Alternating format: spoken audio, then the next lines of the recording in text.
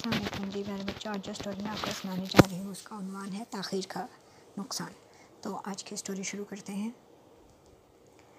एक छोटे से कस्बे में एक मेंढक रहा करता था जिसका नाम बहादुर मशहूर था। इसके नाम की वजह ये थी कि वो कई बार मौत के मुंह से बचकर जिंदा सलामत वापस लौट आया था। वैसे तो पढ़ा लिखा और समझदार था, मगर इसे एक जगह टिक कर बैठने की आदत नहीं थी। वो किसी न किसी काम में मसरूफ़ रहना पसंद करता था। रोज़ाना सुबह उठकर अखबार पढ़ता और गिरदोनवा की ताज़ा खबरों से बाखबर रहने की कोशिश करता। अखबार पढ़ने की आदत इससे एक फ़ायदा ये भी ज़रूर हुआ कि वो हमेशा घर की खिड़की में बैठ कर तो होते हुए सूरज की रोशनी में अखबार पढ़ता। खिड़की के दूसरी तरफ खुशनुमा पत्तों वाले दरख्तों का बाग था जहाँ से ताज़ा हवा और भीनी भीनी महक सी आती रहती थी, इसलिए इसे सुबह सैर करने की ज़रूरत महसूस नहीं पड़ती थी। अखबार के मुताले के साथ साथ वो ताज़ा हवा से भी लुत्फ़अंदोज़ होता था। एक दिन हस्बे बाबुल अखबार के मुताले में मगन था कि खिड़की के बाहर से किसी ने इसे आवाज़ दी। आवाज़ देकर पुकारा और खिड़की से उतरकर अखबार लपेट कर एक तरफ रख दिया और घर का दरवाज़ा खोलकर वो बाहर चला गया। इसने देखा कि बाहर से दो दोस्त काला किरला और पीला बिच्छू मौजूद थे। वो अक्सर इससे मुलाकात के लिए घर चले आते थे। बहादुर ने इससे सलाम दुआ ली और खैरियत दरियाफ्त की। काला किरला हंसकर बोला कि वो कई दिन से सोच रहा था कि बहादुर के घर जाए, मगर कोई ना कोई मामला बीच में कूद पड़ता और इसको इरादा बदलना पड़ता। आज जब मियाँ कछुआ मिला तो इसने सोचा कि आज तो बहादुर के घर ज़रूर चलना चाहिए। मेंढक ने इससे खुशामदीद कहा और इसे साथ लेकर अंदर कमरे में चला गया। पीला कछुआ कुछ तवक्कुफ़ के बाद बोला, बहादुर आज हम तुमसे किसी न किसी मुहिम का किस्सा ज़रूर सुनेंगे, चाहे तुम्हारा इरादा सुनाने का हो या ना हो। बहादुर ने इसकी बात सुनकर हंस पड़ा और इसने कहा, आज मैं तुम्हें मछली के शिकार की कहानी सुनाऊंगा। काला किला चौंक गया, बहादुर तुम कब से मछलियों के शिकारी बन गए? बहादुर मेंढक, नहीं ये नहीं हो सकता, मैं आपको आपकी आप बीती सुनाता हूँ। एक दिन मैं कुएं के पत्तों में अर्क निकालने के लिए दरिया पर चला गया। दरिया के किनारे पर काफ़ी सारे कमल के फूल मौजूद थे। इसमें एक बड़े पत्ते को तोड़कर इसकी किश्ती बनाई और चप्पू चलाता हुआ दरिया में चला गया। किनारे के करीब पत्तों में इतना अर्क नहीं होता जितना कि बीच वाले पौधों में होता है। मैं इसी लालच में काफ़ी आगे बढ़ गया था। मैंने एक पौधे की शाख को तोड़ कर देखा, वो खासी मोटी हो गई थी। मैंने इसे छुरी से चीरा लगाया और बोतल निकाल कर इसमें अर्क भरने लगा। कुछ देर बाद इस में मसरूफ़ रहा। अचानक नज़र पानी के अंदर पड़ी तो वहाँ एक मछली दिखाई दी जो कि कम अज़ कम एक वक्त की खुराक फराहम कर सकती थी। मैंने फ़ौरन चप्पू निकाल कर मछली को बाहर निकालने की कोशिश की, मगर वो मछली भला चप्पू से कैसे निकलती। मछली जान का खतरा पाकर वहाँ से फरार हो गई। काफ़ी देर तक इंतज़ार करता रहा, मगर वो मुझे दिखाई ना दी। अचानक मुझे मछली काटने का ख्याल आया। मैंने फ़ौरन गले में से बस्ते को उतारा, उसका जायज़ा लिया। मछली पकड़ने वाला नाम तो मौजूद नहीं था। खुशकिस्मती से मुझे बस्ते में से एक कांटा मिल गया। मैंने कांटा मोटे धागे में पिरोया और हवा में एक मोटी मक्खी पकड़कर इस पर जमा दी। कांटे को पानी में फेंक कर मछली के फंसने का इंतज़ार करने लगा। इस दौरान मेरा दिमाग ख्याली पुलाव पकाने लगा।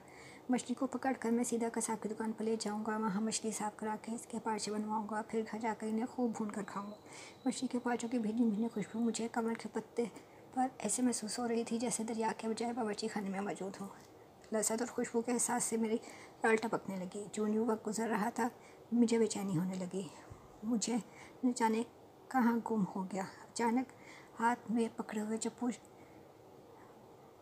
चप्पू ने हिचकोला खाया और मैं चौंक पड़ा। मैंने जल्दी से पानी में देखा, कांटा हासिल कर ही लिया था। जब मैं पानी में चप्पू मार रहा था तो इस वक्त करीब ही एक 2 हैकल मछली का सर निकल आया। मैं अपनी ज़िंदगी में इतनी बड़ी मछली कभी भी नहीं देखी थी। उसको देखकर मैं बहुत ज़्यादा परेशान हो गया था।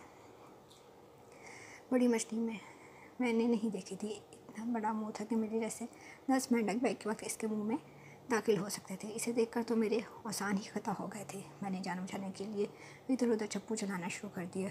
बड़ी मछली ने जब मेरे हाथ में छोटी मछली पड़ी देखी तो आपे से बाहर हो गया। इसने पानी में इतनी ज़ोरदार फुचकारी मारी कि मैं कमल के पत्ते से निकल कर पानी में गिर गया। कमल का पत्ता जाने उड़कर किस तरफ चला गया था। मैं पानी में हाथ पैर मारने लगा। बड़ी मछली घूम घूम कर मुझ पर हमला करने की कोशिश कर रही थी। मैंने औसान बाहर रखते हुए इससे बचने की हर मुमकिन कोशिश की। किनारा काफ़ी दूर था। मछली की रफ्तार ज़्यादा तेज़ थी। मैं तैरता हुआ कमल के झुंड में दाखिल हो गया। शिकार की हुई मछली इस दौरान मेरे हाथ से निकल गई थी। मैं यही सोच रहा था कि अब न जाने मैं अपनी जान कैसे बचा पाऊँगा, मैं इस मछली से बचूँगा भी या नहीं। यही सोच रखते हुए छूट कर आज़ादी हो गई। बड़ी मछली कंवल के झुंड में मुझसे घुसने की कोशिश करने लगी, मगर वो अपनी जिसामत की वजह से नाकाम रही। मैंने काफ़ी देर तक के बाद कंवल के पत्तों का सहारा लेता हुआ दरिया से बाहर निकल आया। जब मेरे कदम खुश्की पर पड़े तो मेरी जान ही निकल आई।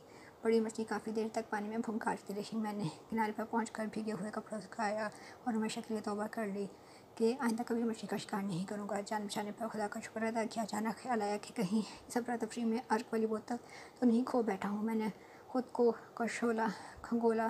कंवल के पत्तों या अर्क से भरी हुई बोतल मुझे अपनी बेल्ट में ही अड़ी हुई मिल गई। बहादुर मेंढक के खामोश होने पर काराखिला बोला, जहाँ तक मेरा ख्याल है वो बड़ी मछली यकीनन तुम्हें छोटी मछलियों की माँ होगी और तुम्हें अपनी औलाद को देखकर, तुम्हारे हाथों देखकर बहुत ज़्यादा खतरनाक हो रही होगी। छोटी मछली ने तुम्हें सिर्फ बेवकूफ़ बनाया है,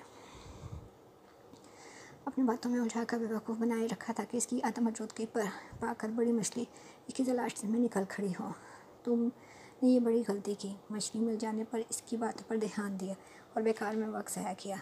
बहादुर मेंढक बिला धड़क अपनी गलती का एतराफ़ कर लिया और वाकई इसने बिला वजह वक्त ज़ाया किया और बेकार बातों में उलझा रहा। बिला बिच्छू भी काले की बात की तायद की और काफ़ी देर तक आपस में गुफ्तगू करते रहे। बेकार गुफ्तगू में वक्त ज़ाया नहीं करना चाहिए और किसी काम को मुकम्मल करने पर किसी किस्म की ताख़ीर नहीं करनी चाहिए। देखा बच्चों, ताख़ीर और कोताही के बाइस मेंढक भरपूर मेहनत के बाद हार आई हुई मछली गंवा बैठा। लिहाजा किसी काम के अंजामदही में ताख़ीर और कोताही बड़े नुकसान का बाइस बन सकती है। जी प्यारे बच्चों, अगर आपको मेरी स्टोरी पसंद आए मेरे चैनल को लाइक करें, सब्सक्राइब करें, बेल आइकन का बटन ज़रूर प्रेस करें। Thank you.